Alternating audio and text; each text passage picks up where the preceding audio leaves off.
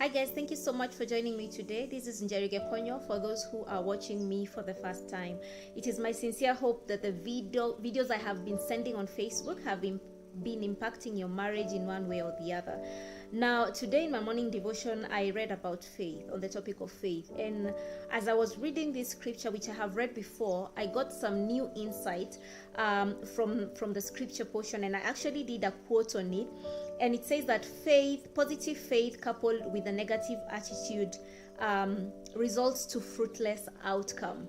And I say that you might be praying, you might be fasting, you might have your faith so high as you wait on the Lord because you have an issue in your marriage that you're trusting God to change. Maybe you're trusting God to change your spouse in an area where you have seen a source of weakness, but your faith is high, but your actions are very wrong. And I did some notes, and I'd like to share some of the insights that I got. And I guess for this one, I'll do a part 1 and part 2.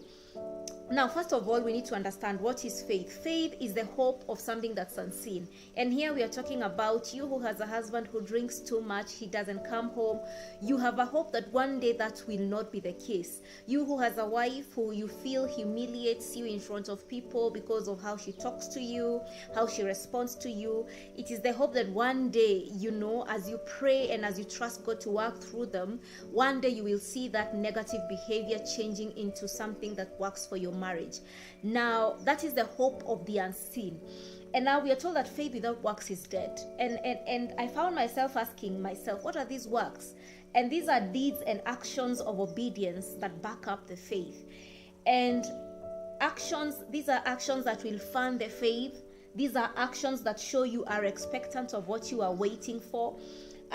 It's about being who you always are, even when things are very, very difficult. And in that scripture portion where I read from James, we are given the story of Abraham. Remember, Abraham had just been given a son that he had waited for so long. And then here is God telling him, I need you to sacrifice that son that I have just given you. Here, Abraham was being asked to do something very difficult. And in the context of marriage, there are times when your faith working with good works the good works are really things that you cannot be able to bring yourself to do because you're hurting, because you're discouraged, because you're disappointed. But God is saying, without those good works of obedience in accordance to my word, your faith is dead. Your faith is useless.